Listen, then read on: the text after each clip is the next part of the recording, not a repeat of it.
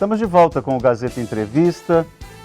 O terceiro bloco do programa, como você já sabe, nós procuramos priorizar debates a respeito de produção artística, produção cultural, em todas as suas expressões, né? E hoje não vai ser diferente, mas hoje a única coisa específica é porque nós vamos falar a respeito de formulação de política cultural. Digamos assim, como é que os governos constroem um ambiente capaz de ser plural, de ser democrático, de expressar toda a nossa diversidade brasileira. Será que os governos têm conseguido construir um cenário respeitoso com a nossa diversidade? Eu trouxe aqui para o Gazeta Entrevista, eu não, né? Toda a produção, trouxe Carla Martins, que é uma pessoa que já inclusive assumiu cargos públicos e uma produtora cultural de mão cheia. Boa tarde, Carlinha, um prazer recebê-la. Boa tarde, Taam, prazer te encontrar. Não, faz um tempo que a gente não se encontra, né? Pois é, eu queria saber de você, pandemia, olha, todo mundo longe. Carlinha, essa semana foi uma semana importante porque concretizou-se algumas mudanças na Lei Rouanet. Essa lei, se não me falha a memória, ela é do governo do presidente Fernando Henrique Cardoso. Sim. E passou por governo Lula, passou por governo Dilma, passou por governo Temer e agora está no governo Bolsonaro. Sempre eu vi, durante todo esse processo, todo esse período, de que a ideia era aperfeiçoar, ajustar a Lei Rouanet. Foi feito esse ajuste agora? Que avaliação que você faz? Não foi feito. Assim, na verdade, eu acho que é importante a gente entender o que é a Lei Rouanet. A Lei Rouanet é um mecanismo de financiamento de projetos culturais, dos mais diversos projetos de cultura, na sua grande maioria artísticos, mais alguns que são projetos arquitetônicos, restauros, enfim, todas as áreas da cultura, partindo de um processo que usa recurso dos impostos que as empresas pagam. Então, na verdade, a empresa, o governo abre mão de um percentual, a empresa coloca um tanto dela, porque pouquíssimos projetos são de 100% de isenção, praticamente nada, e com isso se compõe um orçamento que pode ser aplicado em um projeto cultural que tenha passado por um processo de seleção dentro da dinâmica do governo federal e que tem condições de ser financiado por esse dinheiro de imposto que a empresa faz essa renúncia, o Estado renuncia e a empresa completa. Os críticos à execução da Lei Rouanet afirmam que essa participação do poder público para incentivar a cultura era utilizada pela esquerda, por partidos de esquerda, ideologizavam o processo. E aí? Não, porque na verdade, veja, como que ia acontecer esse processo? Você tem uma comissão, quer dizer, tinha em tese, né, uma comissão de parecistas ou pareceristas, como queiram, que fazem a seleção e veem se esse projeto tem o mérito, vamos dizer, o mérito cultural, o mérito artístico para fazer parte da lei. E a partir daí você entrava numa negociação com o Ministério de valores, de tetos, tudo isso. Então, o que aconteceu é que, assim, é importante dizer que no período dos governos, né, do governo Lula, do governo Dilma, um pouco menos, mais nos 8 anos de governo Lula, houveram outros mecanismos que foram criados. Por quê? Porque já havia um debate de que a Lei Rouanet atendia muito mais o sudeste do Brasil e os grandes artistas, porque a empresa escolhe com quem ela quer associar o seu nome e, obviamente, a empresa, na sua grande maioria, se associava a grandes projetos de grandes artistas. Então,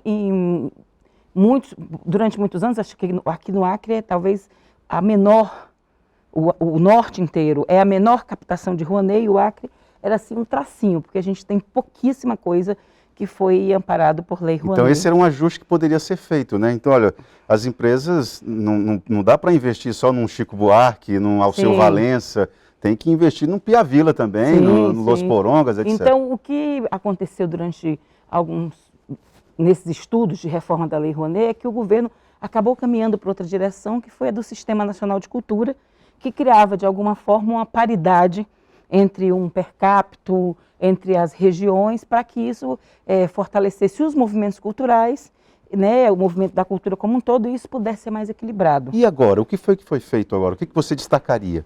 Agora eu diria que veio um pacote de maldade. Ah, é? Por quê? É porque, assim, nesses últimos 4 anos do governo Bolsonaro, eu diria que foram os anos onde o movimento cultural foi mais destratado, reprimido, agressivizado por parte do governo, né? As pessoas falam da Lei Paulo Gustavo, mas da Lei Aldir Blanc, e agora da Lei Paulo Gustavo, são leis que elas, na verdade, primeiro que a Aldir Blanc foi uma lei emergencial.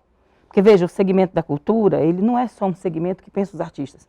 Ele pensa a indústria do entretenimento, ele pensa o turismo, o segmento de cultura é muito grande. E a Aldir Blanc foi resultado de um esforço do parlamento, praticamente. Muito grande dos parlamentares para dizer assim, o que a gente pode fazer para auxiliar um segmento que foi o primeiro que parou. Quem primeiro parou foi a cultura.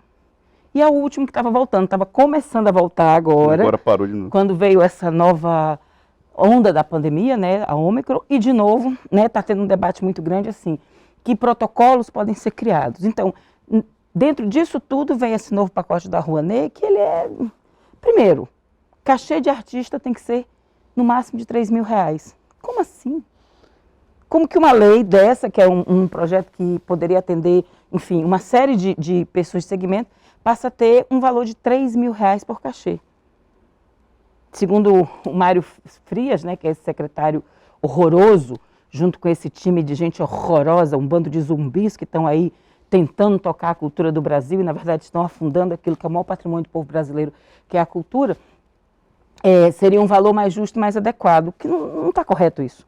Como que eu determino que o cachê do artista é R$3.000?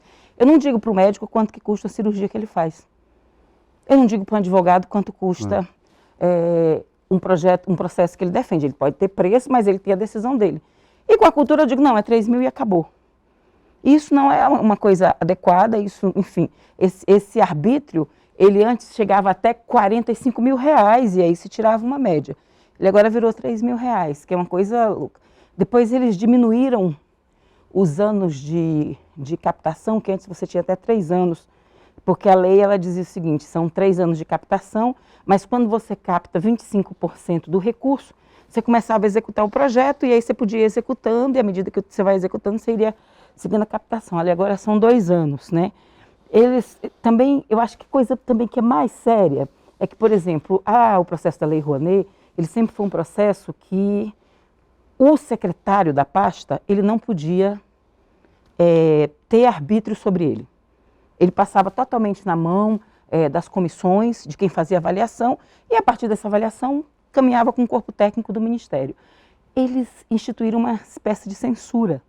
Agora, o secretário da pasta passa a ter todo-poderoso. Passa a ter um poder de veto aquilo que as comissões técnicas já aprovaram. Ou seja, isso chama-se censura. Né? Isso chama-se censura de tudo que está acontecendo. Que é diferente do papel que tinham os pareceristas. Isso, não é? porque o parecerista ele vai e diz assim, tem mérito, não tem, continua tendo parecerista. O parecerista diz tem mérito, só que agora o secretário pode vetar. Isso não era uma coisa que acontecia. Então esse é um processo de censura, ele está ali escamoteado dentro do processo da lei, mas na verdade o que está posto agora é que eles não querem mais atuar com a Lei Rouanet, eu tenho quase certeza disso. Para mim isso assim, é mais uma pedra para botar em cima do que a cultura faz e obviamente porque eu te diria que eu acho que são os movimentos culturais, na sua grande maioria, aí não estou falando só de movimento artístico, mas estou falando de cultura em si, que tem feito um enfrentamento ao processo que nós estamos vivendo nesse país. Bom, então para finalizar nossa conversa, você diria que esse desmantelamento, ele é uma ação estratégica? Com certeza, ele é desde sempre, né? Desde sempre é um desmantelamento. Você veja, é 3.000 cachê. Agora mesmo, recentemente, o Mário Frias fez uma viagem para Nova York, para fazer uma reunião com um lutador de jiu-jitsu bolsonarista, porque ele está querendo fazer um filme, um filme. Isso podia ter sido feito por videoconferência. Por um Zoom. Não, foi feito com uma reunião presencial que custou R$78.000 aos cofres públicos. Veja se isso não é uma falta de respeito.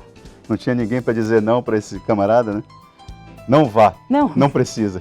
Não, e aí vai para as redes sociais para dizer que os artistas são um bando de gente desonesta, que acabou a mamata. Qual mamata que acabou? Para quem que acabou a mamata? R$78.000 para uma viagem para Nova York fazer uma reunião? Tá difícil. Perfeitamente mamata, né, Ita? Carla, eu preciso encerrar o programa, queria agradecer a tua presença aqui. Imagina, obrigada a você, obrigada mais uma vez, obrigada por esse espaço também, a gente está fazendo essa boa conversa, essa boa troca e fazendo essas denúncias do que tem acontecido com a cultura do nosso país.